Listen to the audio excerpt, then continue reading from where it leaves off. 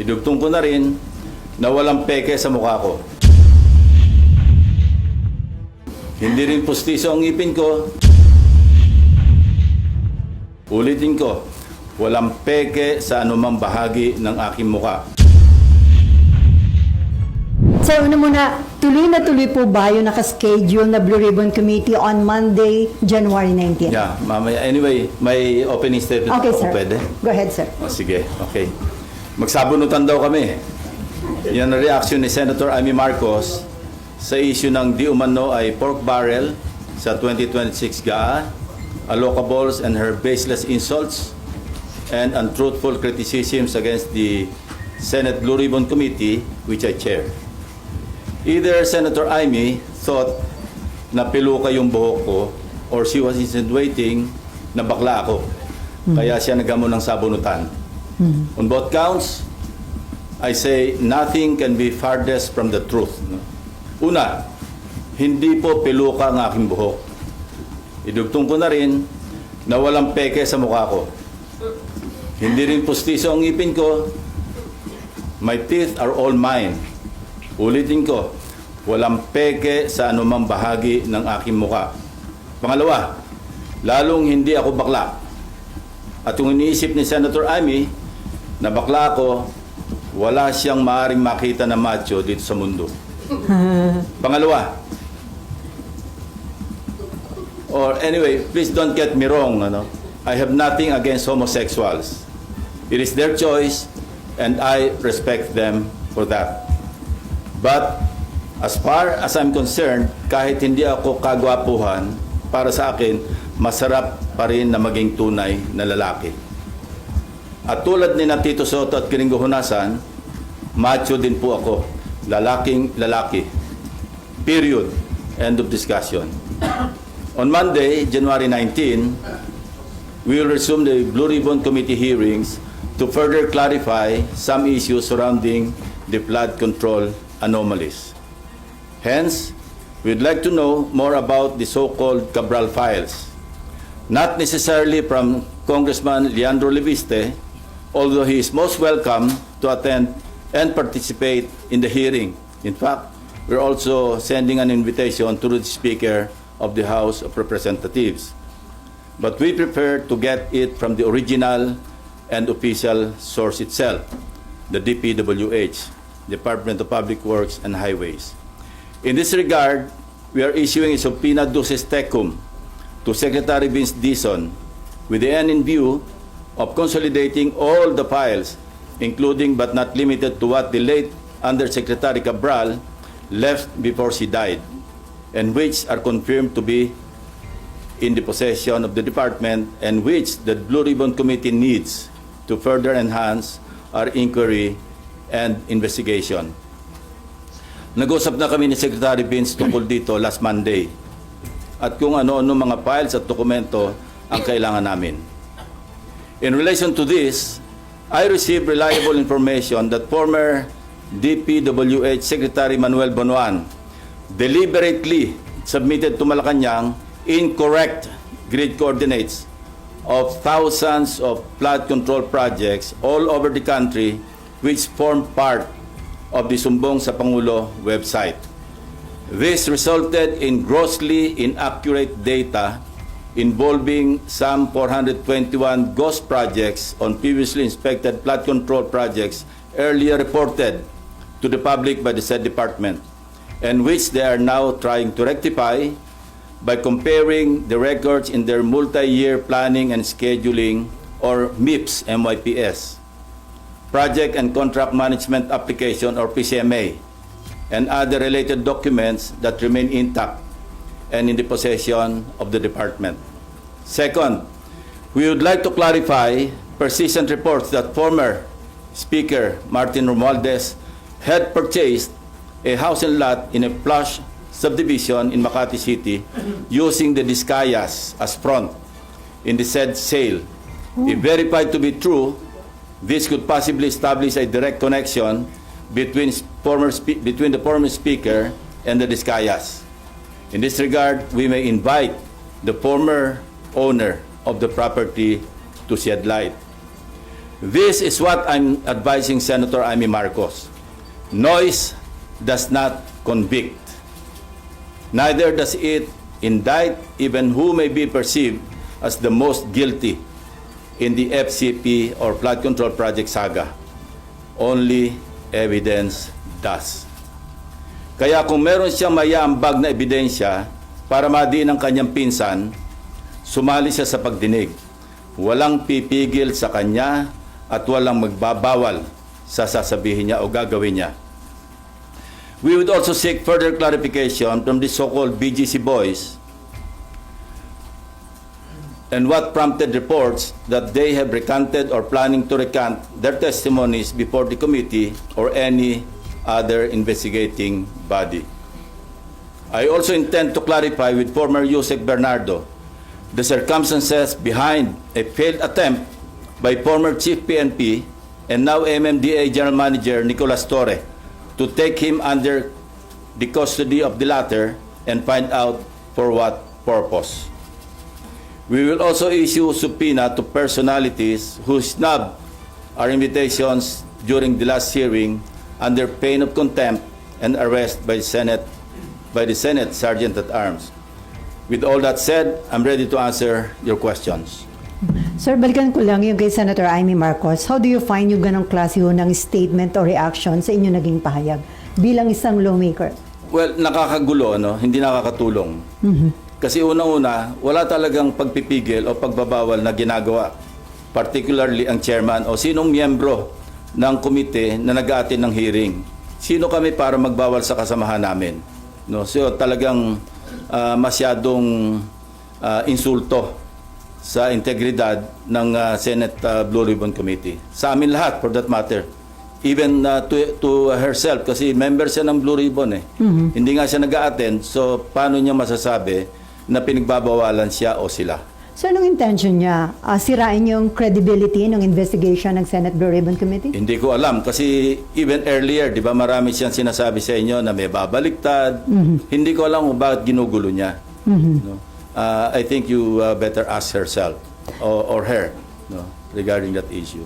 Pero napakababang level po ba yung mga statement o yung mga term na ginamit niya bilang sagot ho sa inyo? Ayoko na mag-comment. Una-una, hindi, non-answer naman yung kanyang sagot eh. Hindi naman niya kinonfront yung issue. No? Sa halip, nililihis niya at anong mga issue pa ang kanyang sinasabi sa pagtugon doon sa naging usapan o usapin. And then dun ho kay House Speaker Martin Romualdez, sino po yung may-ari ng biniling property na naging front ho ay ang Diskaya? I'm trying to arrange a meeting with her, and kapag may liwanag na, kasi narinig ko rin na parang willing siya mag-testify. Yung may-ari, sir? Yung may-ari, yung dating may-ari.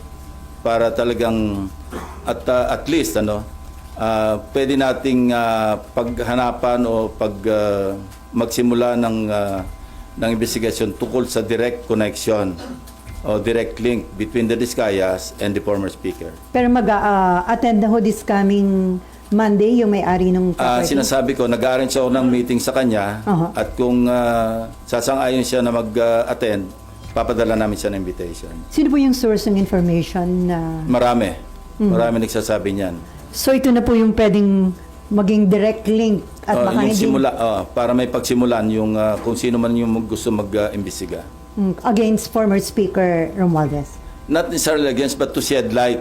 Bakit ganun ang connection? Para pagkatiwalaan mo yung isang contractor na nasa sangkot sa, sinabi ko na ito, 207.5 billion pesos na kontrata mula 2016 hanggang 2025. Napakalaki. So kung merong koneksyon, dapat na maliwanagan natin kung bakit ganong kalakas ang tiwala para ipagkatiwala mo yung pagbili ng isang house and lot sa isang subdivision, sikat na subdivision sa Makati City. At magkano po yung amount nung... Name your price yung usapan. Gusto natin maliwanagan kung magkano talaga nagkabentahan. Pero hindi po invited si former Speaker Romualdez? As I said, pagdating sa counterpart namin sa House, mayroong parliamentary courtesy na umiiral. At pwede lang namin silang imbitahan, hindi pwedeng pilitin, through the House Speaker. Pero kung ayaw nilang mag-attend, wala rin kaming magagawa. Kasi ganun din ang dapat na tratong ginagawa nila sa amin. Dahil nga sa umiiral na interparliamentary courtesy between the two houses. Before Marlon, sir, according to DILG Secretary John Vic Remulla, parang niutos na ni PBBM na madali na yung pag-uwi kay former Congressman Saldico. Kinukonsider na nila ang hingin ng tulong ng Interpol at ng United Nations. Sa tingin nyo, di ba ninyo pa sinasabi na pwede yun sa United Nations? So, too late ba itong action na ito? Hindi naman. Nothing is too late. Kasi ngayon pala naman magsisimula yung trial sa Sandigan Bayan at sa mga korte. Mayroon ng warrant of arrest na na-issue laban sa kanya dahil wala tayong extradition treaty na umiiral between Portugal or some other countries na pwedeng naandun si Saldico. So mas mainam na yung idaan nito sa UNCAC, sa United Nations Corruption something.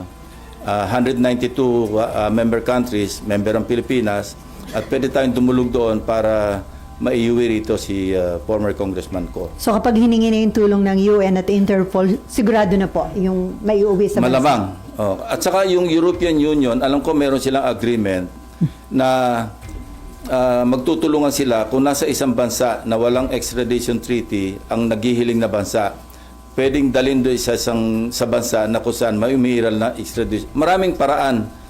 Interpol, dahil kung nasa red notice list, pwedeng dumulog din doon para kung maaresto, maipadala rito. Not necessarily through extradition.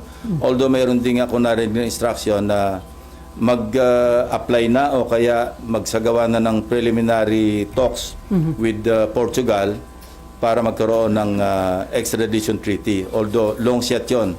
Kasi aside from the executive department initiative, dadaan pa yan sa ratification sa Senado. So ang easiest way, sir, hingin ng tulong ng UN at saka ng Interpol? We can do it simultaneously actually. Kung ano yung mauna at yung mas mainam, mas effective, edi yun na yung pairalin. Okay, before Marlon, ihabol ko lang. According to the lawyer of Alcantara, he is not recanting his prior statement. False and misleading daw po yung nag-circulate online na magre-recant yung BGC boys. So sir, ano yung possible din talaga na may mga puwersa o influential people na kumakausap sa kanila? Yun ang gusto natin malaman. Sa kabila ng pagtanggi ng abogado ng kampo ni Alcantara, gusto pa rin natin malaman ano yung may mga atempa na nangyari para sila'y mag-recant. At kung meron, sino? At kung sino, bakit?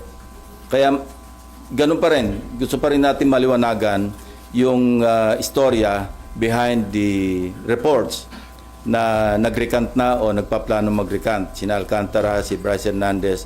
Kaya ipapatawag uli natin sila, yung BGC boys, para marinig mismo sa kanila, para ma-record ng Blue Ribbon Committee ano yung naging dahilan kung bakit lumabas yung ganito mga reports. Pero may info ho ba kayo na may nag-a-attempt talagang kausapin sila to convince them to recant? Well, that's normal for the camp of those being implicated na makipag-usap kasi yun ang mga iniisip nilang pwedeng magpabagsak sa ebidensya laban doon sa mga na-implicate.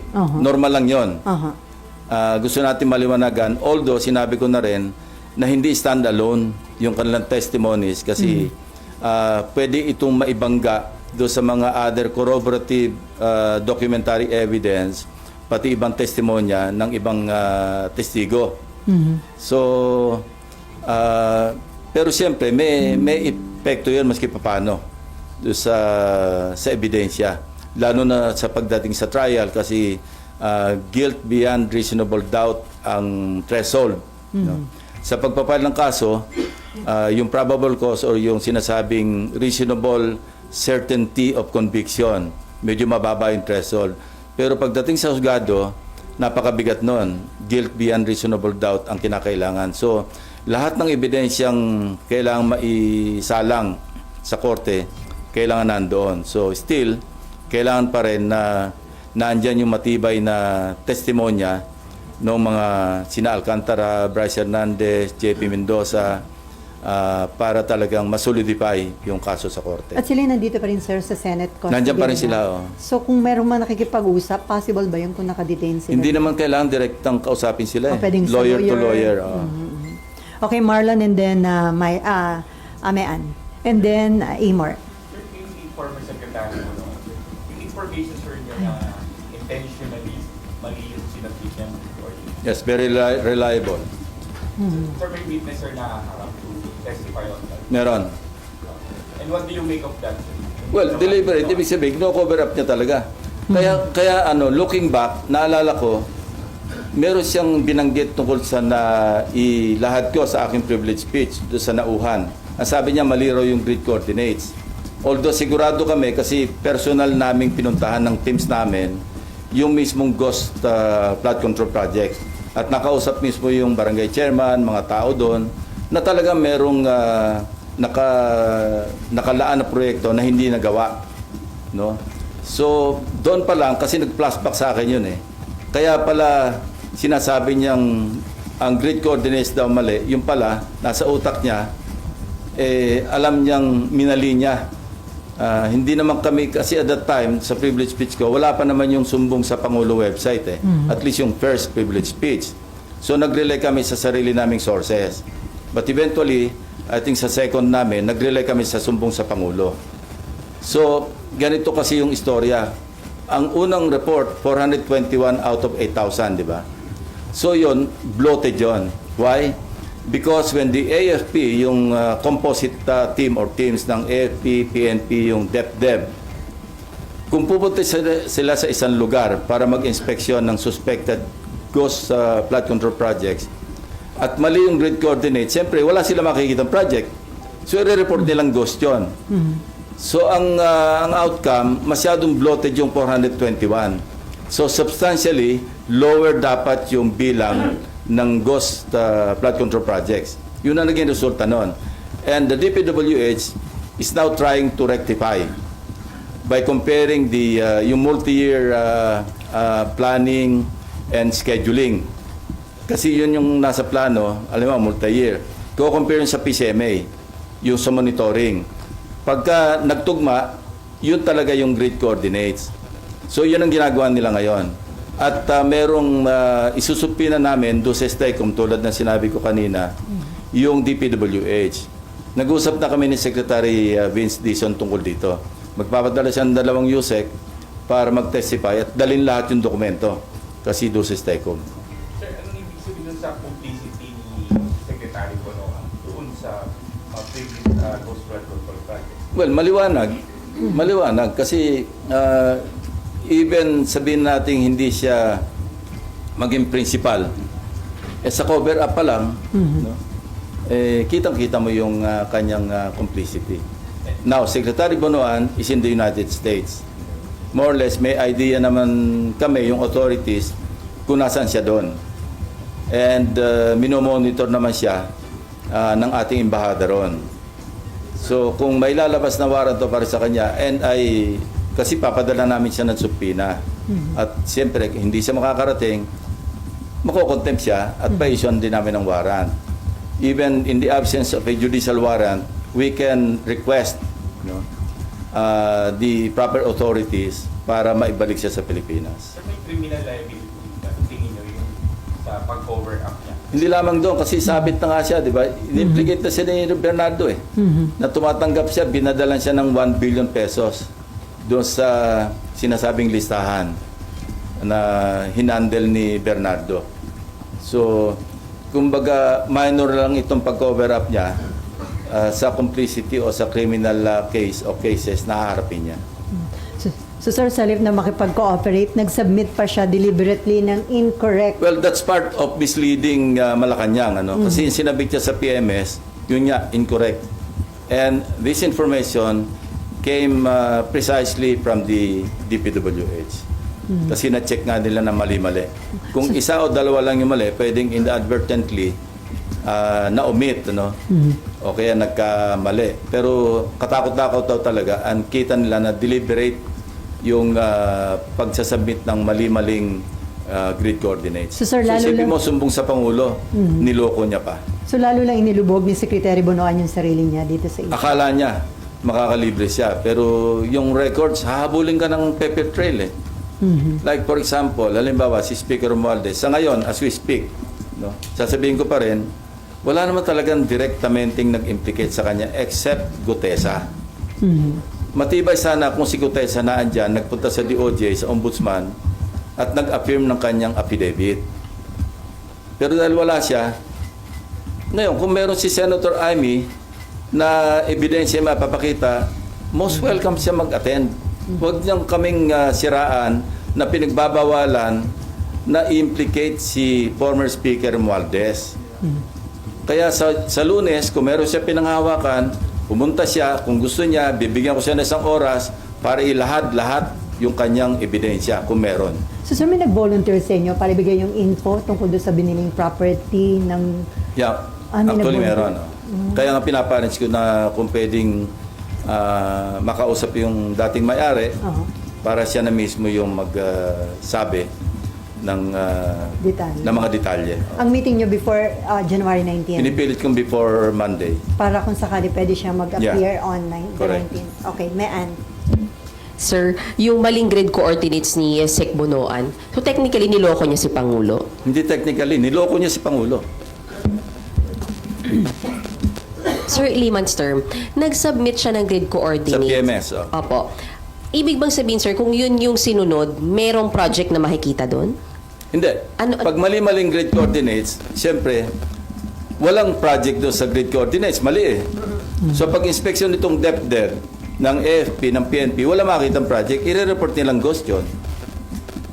Kasi nakalista as a flood control project sa isang maling grid coordinates.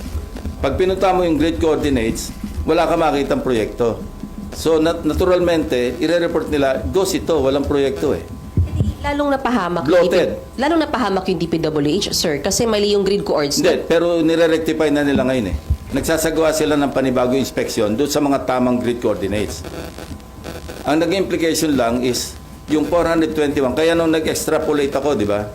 Kasi kung 30,000 lahat, sa 8,000 pa lamang mayroon ng 421, that's something like 2.5% na ghost. So pagkalaki-laki sa yung sinabi ko na possible na ghost control, flood control projects.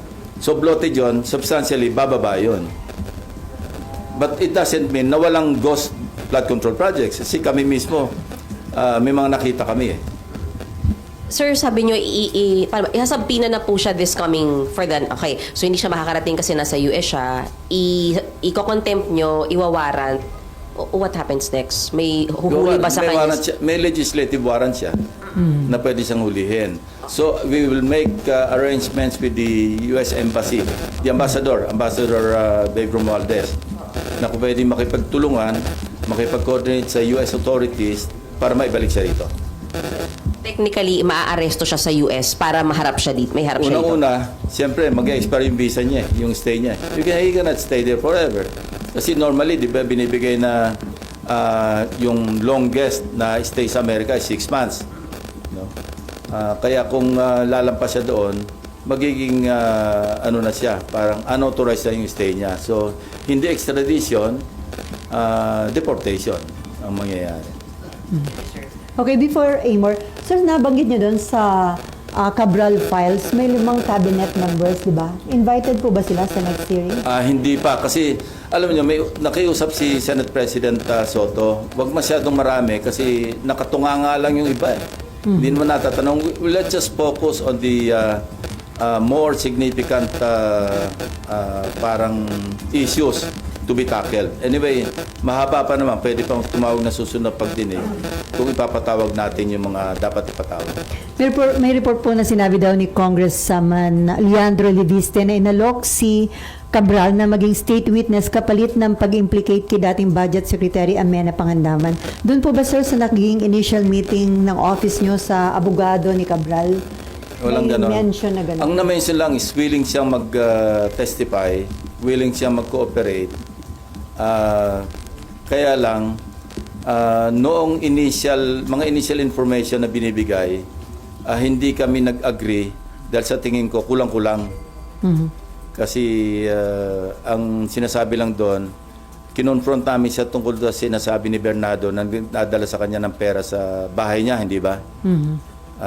Ang sinasabi niya, katulad din noong unang meeting namin kay Bernardo, na sabi niya, Senator, hindi naman ako nagmamalinis. Siyempre, pagka birthday ko, pagka Christmas, nireregaluhan ako ng mga district engineers, regional directors, mga 100 million, mga ganon. So, doon pa lang, red flag na sa amin yon. Sino magbibigay ng birthday gift na 100 million? Maski ikaw ay undersecretary. So, nagsenyasan kami ng aking dalawang legislative staff na wag na naming gambalain kasi nga, nag-open up na. Ganon din yung kay Undersecretary Cabral. Through the lawyer, hindi ko naman nakaharap si Undersecretary. Ang preliminary namin noon yung lawyer. In fact, magmi-meeting ulit kami ng lawyer, I think tomorrow. Ni Cabral. Lawyer ni Cabral. Para anyway, kasi meron siyang binahagi sa aming dokumento rin. Ito na nga yung December 27, 2024 SARO na nanggaling sa unprogrammed appropriations. 50 billion pesos na 30 billion doon ay flood control projects. At doon sa 30 billion pesos worth of flood control projects, katakot-takot ang ghost. So galing kay Undersecretary Cabral, kasama yun sa isusupina namin doon sa STECOM, sa DPWH. Dahil na sa files pa rin nila yon para ma-authenticate, para maging official yung pinanggaling. Kasi unofficially, tinan-over sa akin ng lawyer ni Undersecretary Cabral yon. So, kailangan galing mismo doon sa original source, which is the DPWH. At sabi nila, dadali nila. So sir, si Amena Pangandaman, hindi kasama doon sa 5 cabinet members? Saka na natin pag-usapan yung issue na yon. Unahin muna natin sinasabi ko na gusto sige. naming matakel muna. Okay. Amor, and then si Nympha, and then si Victoria. Opo. So, Sen, yung Cabral files, can we expect na matatakal na siya in detail by Monday? Yeah, I think so. Kasi imbitahin din namin si Congressman Libiste. Kung mag-a-attend siya, di mag-compare notes na lang sila ng DPWH. Anyway, naandyan yung DPWH, naandyan siya, andyan sa Blue Ribbon. So, pwede niyang i-compara yung kanyang files with those of the DPWH. So far, sir, may commitment yung DPWH na talagang magre-respond sila positively to the Yes. subpoena. Nag-usap na kami. Ni Secretary Vince. At saka pinag-usapan na namin kung ano yung mga dokumento na mapapaloob do sa aming subpoena do sa STECOM. Opo, and balikan ko po si former Secretary Bonoan. December 17, I think, sir, dapat yung pagbalik niya sa bansa, Correct. yun yung commitment niya. Sir, do you have information? Ano po bang plano? Bakit siya nagstay doon? Nagtatago na po ba? Or may balak na hindi bumalik ng bansa? Yun ang indication. Kasi ang pangako niya, siguro ang paalam niya, or I believe, I'm not sure, na yung visa niya hanggang December 17 lang eh. I'm not sure. Kaya ang sinabi niya, babalik siya ng December 17. January na ngayon. So, sir, anong implications for you nung hindi niya pagbalik on time? Hindi ko alam kung ano yung kanyang iniisip. Pero mahirap. Ako lang yung nagtago na hindi nahuli. Mahirap magtago. And balikan ko rin po si former Speaker Romualdez. Sir, kung mapapatunayan na yung connection niya with the Discayas, I think ang nabanggit po ninyo ay ginamit as front yung Discayas sa pagbili ng property. Ano po yung implications naman dun sa kaso ni Romualdez? At the very least, yung direct connection or link niya with the Discayas. Kasi hindi lang ganun. Hindi naman siguro nag-ahente si Discaya. No? Kung siya yung front, siya yung lumalabas na bumili, ganun na lang kalaki ang tiwala, kung totoo ni former speaker kay Discaya. So hindi ganun kababaw yung kanilang yung kanilang samahan. So, ibig sabihin, sir, kung may ganun silang connection, mas malalim pa yung ibang possible transactions nila. Correct. That is the implication. I'm not saying na cast in stone na talagang involved na talaga si former speaker. At least we have something to start with, di ba? And sir, yun pong pagbili ng bahay, kinonfirm po yun nung dating may-ari na si former True. speaker at Discaya yung bumili. Through third parties. Yeah. Naikukwento niya nga yan eh.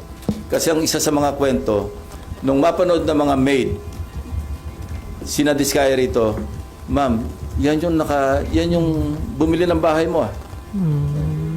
Ganon. Yun yung konting detalye, no? But these are, of course, hindi galing sa, so to speak, yung horse's mouth. Kaya gusto natin, maimbitan mismo yung former owner na siya na mismo magsabi na ang kausap niya, mga Discaya. But hindi lang isang source ito, maraming sources ito. I've spoken to at least 3 sources na pare-pareho yung sinasabi. Pero di pa sure na darating may ari, sir, di ba? Hindi pa kami Mag-uusap pa. hindi pa nagkakausap, pero may mga indication doon na gusto mag-testify. Pero sir, wala kayong hawak mga dokumento Wala. ng bentahan, Wala. ng proper, wala pa. Okay, meron ka pa? Okay, Nympha. Thank you. Sir, pa-clarify lang, tama po ba yung sinabi niyo kanina na si Bernardo is seeking custody kay... Hindi. It's the other way around. Okay. Si General Torre po. Nagulat siya noong meron nag-offer sa kanya na magbigay ng sanctuary. Kasi wala naman sa custody ng Senate si Bernardo. I think this happened before his third appearance. No? Nung he was about to appear for the third time yata, ewan ko kung nakailan na siya. Nung nagkausap kami, kinuwento niya sa amin yan na sinabi sa kanya na pwedeng mag-seek ng sanctuary kung gusto niya. Pero pag labas niya doon sa pinanggalingan niya, nakita niya si General Torre. Umatras siya. Sabi niya, doon na lang ako kay Senator Lacson. Although he was not under my direct custody at that time. So nakita niya mismo at hindi siya pumayag na magpa-custody kay General Torre. Hindi ko nga alam. It was a big and still a big wonder sa akin. Bakit napasok sa picture o sa scene, sa eksena, si General Torre? Sir, papatawag niyo po si General Torre? Hindi pa. Gusto mo natin marinig kay Yusek Bernardo. Although nasabi niya na sa akin yan, hindi niya palang na-testify. Pero nasabi na, hindi lang sa akin, kundi sa harap mismo ng aking mga kasamang abogado. At meron din siyang kasama noong naikwento niya. Nagulat nga rin ako. Hindi na, that time, hindi na. Hindi pa rin siya MMDA. Kaya nga sir, anong authority niya para... Hindi ko alam. Hindi ko alam. Pero sir, nakausap niyo may nakausap niya kayo or na-communicate kay General Binolunteer Torre? ni Yusek Bernardo sa amin yung information. Okay. Nawaglit lang sa isip ko na i-pursue yung angulo na yon. Kasi ang dami nating inaasikaso pa mga issue at that time. Now, it just occurred to me, kasi naulit-uli yung usapan na yon doon sa aming meeting last Monday. Hindi ko na sabihin kung sino mga kausap. One of them, si Secretary Vince Dizon. So, Sir, kailan yung nangyari yung insidente? Yung nag-ano? more or less, before yung last appearance niya eh. Yan. Yung ano sir, yung may... Third na yata yung appearance niya na yun eh. yung before nung parang may ano yun, supplemental ano siya, testimony. Yeah. Yung huling-huli, bago yung huling-huli, between the second and the third. Kung third yung huli. Sir, kung doon sa mga BGC boys, nagkaroon ng issue ng possible na pag-recant, pagdating kay Yusek Bernardo, ito determinado na talaga ng sa kanyang testimony. Kasi just like Henry Alcantara, nakapirma na siya ng MOA eh.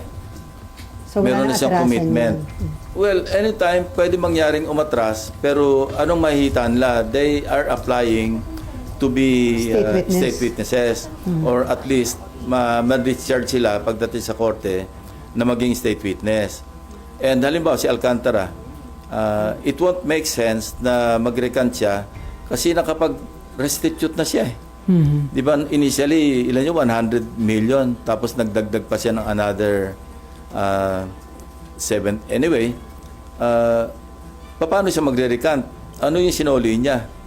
So mababaliwala yung kanyang panibagong statement at ma-expose pa siya sa another kaso na perjury. Kami mismo sa Blue Ribbon, we can initiate filing of perjury charges against him. And since na ipasa yung RA 11594 noong 2021, ito yung principally authored by the Senate President Soto. Tinaasan yung penalty eh. Naging prison mayor, no? Indeterminate sentence na 6 years and 1 day hanggang 12 years. Depende sa gravity ng offense. Kung may aggravating circumstance, pwedeng umabot hanggang 12 years, ano? Tapos kung government official, perpetual absolute disqualification. May multa pang 1 million. So, sir, on Monday, meron bang surprise witness? Depende. Pag ako nakita nyo, hilig nyo maghanap ng surprise witness. Pero may mga bagong witness. bago na lang. At tingnan natin, actually, itong mga surprise witnesses, ito yung nakapagbigay ng mga bagong information, di ba? Na actually, minsan nakakagulat na hindi natin ine-expect.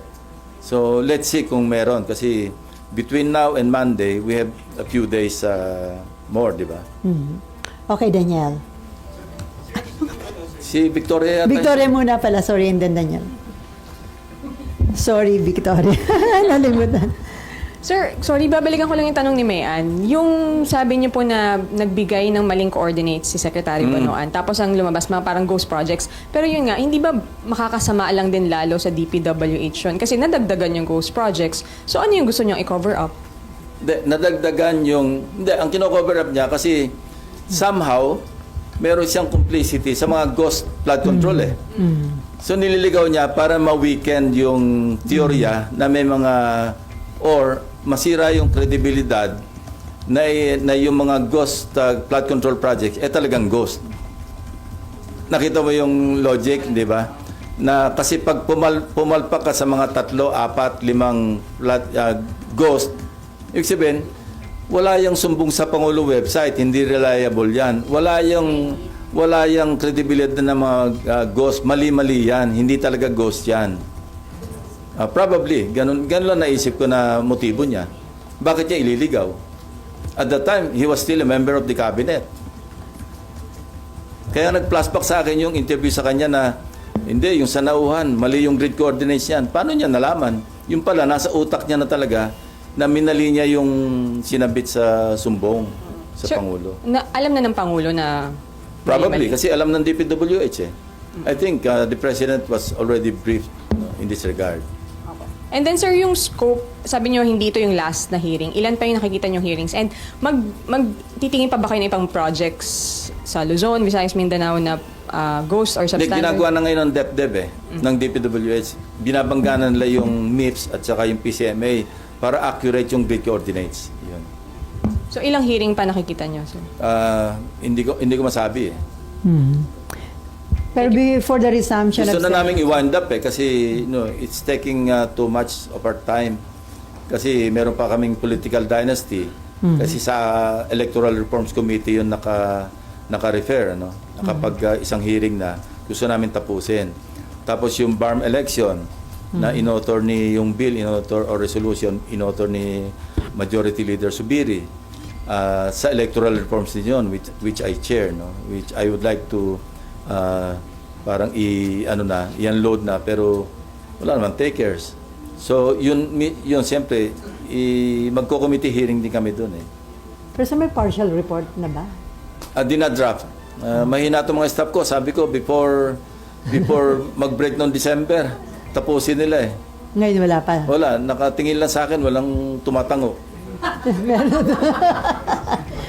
pa. Sir, sorry, lalabas po ako ng flood control. May patanong lang po yung colleague ko, si Karen De Guzman. Ano lang po yung reaction nyo raw sa sunod-sunod na involvement ng mga police sa mga krimen? And meron kayong panukala, sir, na pagbabago sa disciplinary machinery ng PNP gawing parang AFP at PCG, isusulong nyo po ba ulit? Yes, yung paghihiwalay yung bibigyan ng more teeth, more power yung IAS. Kasi ang IAS ngayon parang adjunct lang ng PNP na hindi talaga truly independent. Yung Internal Affairs Service. Ang susi kasi dyan, disiplina eh. Tapos ako, when I was si PNP, isa lang naman yung parang pinaka-baseline o pinaka-importante. Leadership by example. Pag yung Chief PNP hindi tumatanggap, meron siyang moral authority na sabihan yung kanyang mga tawag kayong mangotong, huwag kayong mag-commit ng crimes. So, ganun lang yung sekreto. And, alam niyo, si General Tates used to be my aide-camp. He was then a lieutenant, inspector at that time, kasi hindi pa nababago yung rango. And alam niya yung style ko noon na si PNP. And I hope he, with the assistance of the DILG Secretary, pagtulungan nila talaga i-disiplina yung police. Kasi ang inuna ko nun talaga yung tawag ko, ICU. Inept, corrupt, and undisciplined police officers. ICU, ang tawag namin doon. So sir, ipa-file nyo ba uli yan? May ipa-file kayong... Kung hindi ko na i-refile, ipafile ko ulit. Okay. Para talagang maging batas. May institutionalized. Thank you po. Okay, Danielle. Where is Daniel? Puna daw. Daniel. BGC Boys, kasi di ba, isa mga unang binakbakan yun. Hindi naman binakbakan. Kasi parang nagiging track na nila, parang witness na eh. So, tingin nyo ba dapat off the hook na? Or No, dapat pwede silang mag-state witness doon lang sa particular na mga cases na kung saan nag-testify sila. Pero kung mayroong mga susulpot pang ibang, kasi ang daming projects ito eh, na hindi saklaw doon sa kanilang pinapasukan, ina-applyan to be state witnesses, hindi sila state witness doon. Di ba? Kasi sila yun i-implicate. Depende yun sa DOJ, depende yun sa korte. So, wala pa rin silang gusto sa iba. At saka hindi naman guaranteed na pag nag-apply ka, siguradong tanggap ka. Pwede kang mag-suffer ng ibang consequence or consequences na ma-shorten lang yung jail term mo through plea bargaining. Nag-restitute ka, pagkatapos umamin ka, pwedeng sa halip na mahaba yung jail term, babaan, okay, bigyan ng probation, yung mga ganon. Ito yung parang sinabi ko sa kanila nung nag-uusap kami tungkol sa pagiging state witness. Ito yung mga options. Pwedeng hindi kayo makulong kasi discharge as a state witness. Pwedeng makulong pero mas mababa yung, or pwedeng masintensyahan pero under probation. Hindi na kayo makukulong. Okay, before Mayan and Camille, sir, dun sa latest Pulse Asia survey, lumabas na bumaba na yung tiwala ng publiko na may makukulong at mapaparusahan na mga big fish. Ang sabi nila, pag daw maliliit lang, kapag may pera, hindi napaparusahan. Mas hindi pinagkakatiwalaan daw yung ICI at DPWH at mas pinagkakatiwalaan nila ang media at civil society organization. Hindi mo ba masisisi? Rightly so, no? Kasi kailangan mag-under-promise ka, mag-over-deliver ka. Huwag ka mag-over-promise tapos mag-under-deliver. It seems na gano'n na nangyari kasi quite so often, narinig natin yung before December may makukulong. Before December 15, before Pasko, may makukulong. Tapos yung New Year eh. So sa perception, siyempre ng tao, may mangyayari ba talaga rito? Kasi nag-promise ka, hindi nangyari, maski pa paano, bababa yung expectation, bababa yung trust. So that would explain kung bakit bumaba yung trust ng mga mamamayan natin sa mga institutions. Pero sir, sa tingin nyo, seryoso pa rin naman yung administration. Very serious, very serious. That I know for a fact. Ano? Kasi I've been talking to the DOJ, Ombudsman, seryoso talaga. Okay, Mayan, and then Camille. Sir, move on na ako from flood control. Senator Bato, by any chance, baka po nakausap nyo? Kasi sabi ni Sec John Vic, around the periphery of Davao City lang daw, he's just going around on a motorcycle. Ang problema kasi kay Senator Bato, wala naman tayong official na warrant of arrest coming from the ICC. Kaya, okay, unang-una, it doesn't make sense to me na nagtatago siya. Hindi naman siya wanted eh. I don't know, nasaan yung warrant? Ando lang, sinabi sa atin na mayroong warrant, pero wala tayong nakikita. Unless, si Senator Bato mismo, nakita niya yung warrant of arrest niya. Kaya siya nagtatago. But as far as you, me, or I, are concerned, wala tayong alam na mayroong warrant of arrest eh. So mali yung diskarte na hindi na siya nagpapasok sa Senado, na wala naman talagang tangible na warrant. Kung ako siya, papasok na muna ako. Wala naman akong warrant eh. Ngayon, kung talagang, unless positive siya talaga na meron siyang warrant, diskarte niya na yun. Diskarte naman ng law enforcement na hanapin siya. Kasi okay, I have no moral ascendancy na sabihin sa kanya mag-turn over sa yung sarili niya. Kasi ako mismo nagtago. Yun ang tinatawag na moral ascendancy. Kasi kung ako noon, hindi ako nagtago at nag-surrender ako, sasabihin ko sa kanya, mag-surrender ka. I cannot tell him that. Yan ang nga sinasabi ko kay Senator Amy eh. Magkaroon ka ng moral ascendancy bago ka mamuna. Bago ka mag-advise. Sir, wala nang communication, hindi na po kayo nag-try since yung last year niya. Hindi ko siya ginrate ng Happy New Year eh. At saka Merry Christmas. Nakalimutan ko eh. Pero, Gigiritin ko siya ng belated. Pag sumagot, sabihin ko sa inyo. pero mukhang aware po yung DILG dun sa whereabouts niya dahil according to DILG Secretary Oo, nasa Davao lang, di ba? Nagmumotorsiklo with friends. Ibig sabihin, You know, if I monitor. were with law enforcement, hindi ako magte-telegraph ng mga information kung may intention ako na i-pursue, na hulihin. Unless nagdi-disinformation yung authorities. Alam nila kung nasaan, sinasabi nila kunwari nasa Davao para maging kampante. Ginagawa ko rin yun ng araw. So, ang advice nyo, pumasok na muna dahil wala pa naman palang arrest warrant. Kung walang malinaw na may darating na arrest warrant, pumasok na muna siya, sayang din yung boto niya sa mga bills, sa mga resolutions. Okay, Camille and then Marlon.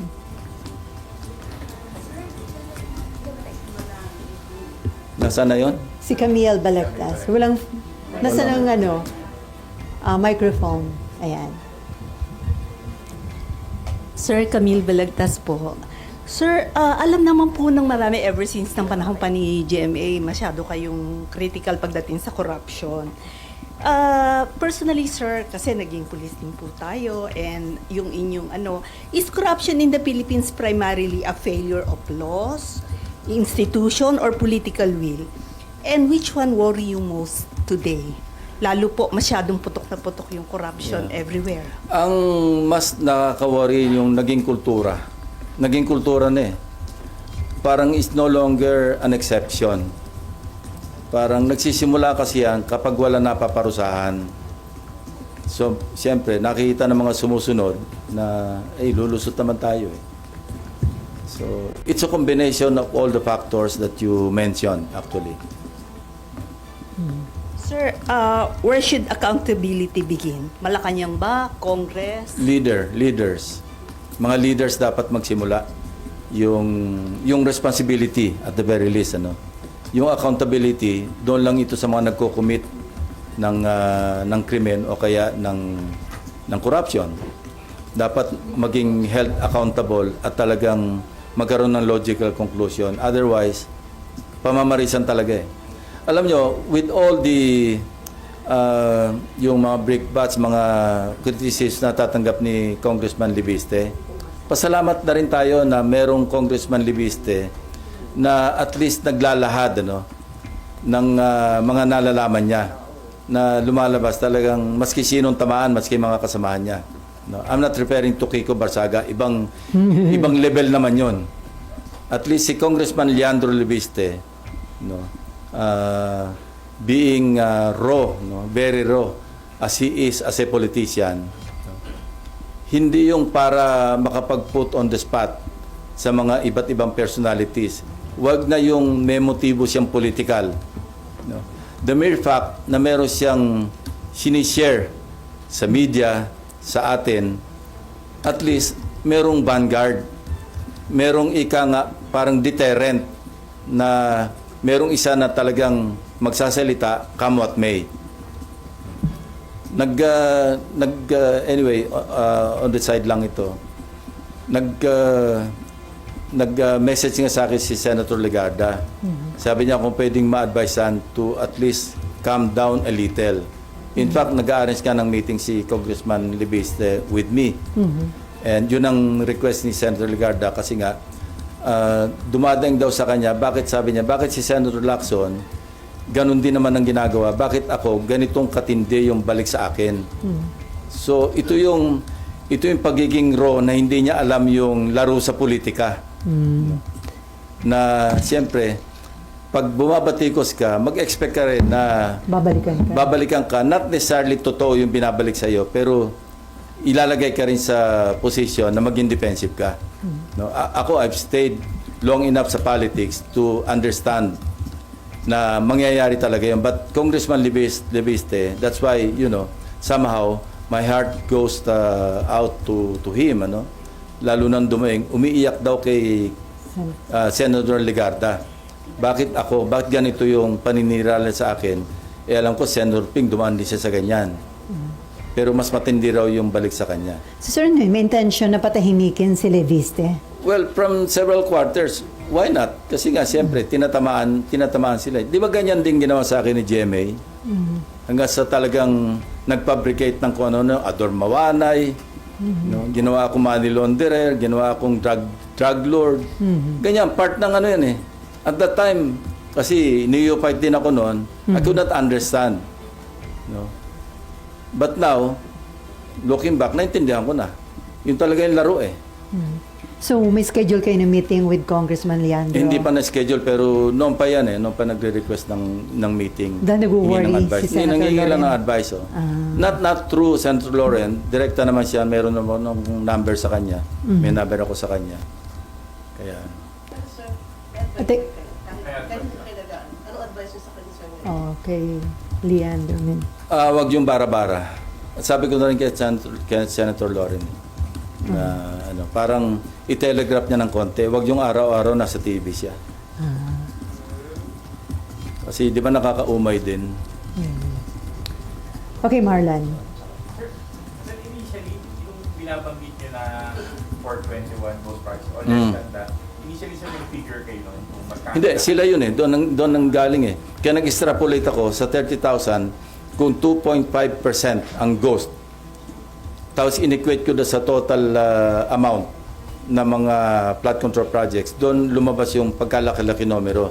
And I remember, I recall, during the hearing, di ba kinonfront ko si Undersecretary Bisnar? And parang very reluctant, tentative yung kanya sagot. Hindi diretso. Yung pala, at that time, he already knew na merong ganong pangyayari na mali-mali yung grid coordinates. Kaya hindi siya makasagot ang diretso nun eh. Di ba umabot kami sa 471 kasi sabi niya may nadagdag pang 50-something. Pero very tentative ang sagot niya noon. Nahalata ko yun eh. Bakit hindi siya definite? And I know him kasi being a former police officer himself, na nakatrabaho ko. Alam ko, iba yung niya, hindi siya yun eh. When he was answering my question during the last hearing. So anyway, this will be clarified, as I mentioned earlier, sa Monday. Kasi sabi ko, mag-ready ka because I'll ask you these questions. And you should be prepared with all the documents. And he and Secretary Dizon said yes. So alam na namin, tukoy na namin kung ano yung mga dokumento. In fact, the others, yung ibang dokumento, in advance na nila. But I want them to testify on the authenticity of those documents. And sir, yung previously ko sir, yung mga interviews sa mga Diskaya, they were saying the same thing. Meron kaming projects ang mali yung grid coordinates nyo. Do you think coordinated pati yun, yung pag-cover up na yun? Hindi ko alam.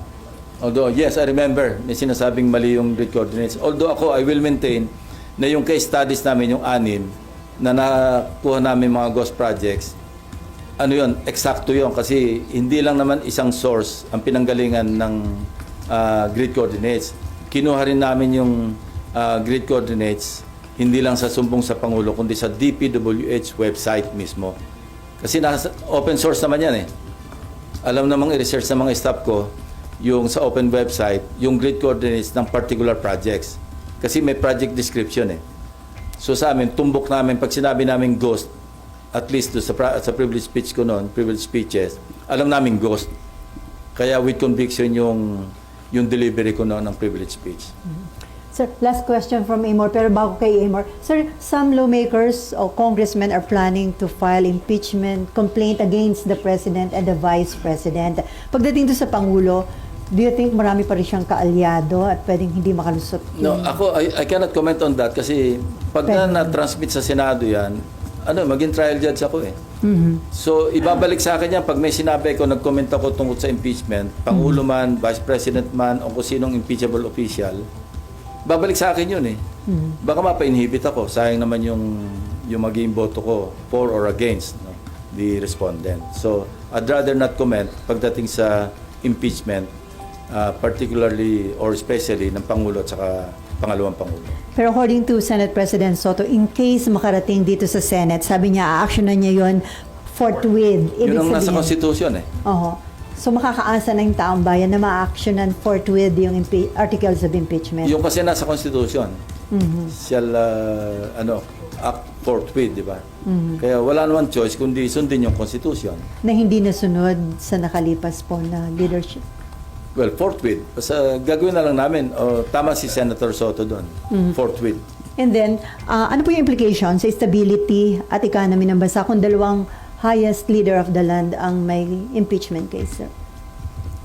Kung merong basihan at matransmit dito, wala tayong magagawa eh. Painful as it is, pero dapat i-resolve natin, hanapan natin ng resolution. Either way. Pero maapektuhan nyo yung legislative work ninyo, sir, just in case. Definitely, kasi full-time yan eh. Okay, last question from Amar. Sir, clarify ko lang po, yung kay former Secretary Bonoan, papasabina na siya to attend on Monday or invitation muna? Na-invite na siya last time eh. Kaya Susupin na siya ngayon. So dahil hindi siya sumipot ng mga nakarang hearing, papasabina na siya for Monday? Pag hindi siya dumating, papakontempt na namin siya. Pa-issue namin siya ng warrant of arrest. Pero hindi pa nai-issue to sa ngayon, sir? Ngayon, pipirmahan ko mamaya. Kasi tinawag niyo agad ako eh. Pipirma sana ako eh. So ngayon dapat Tinawag ko ni Mayan ipipirmahan. eh. Sir, Saldi ko. Ha? Sabina na rin po Saldi ko. Oo. Yes. Kasama siya. So ilan, sir, lahat yung i-issuehan ng subpoena? Ewan ko, may listahan eh. Nandun, sinulat na kanina eh. Pirma ko mamaya. Ha? Ngayon nyo na po pipirmahan niyo. Mamaya. Kanina sana eh. Pinababa na kayo na maaga. Sabi ni Mayan eh. Sorry na, sir. Okay, no more questions?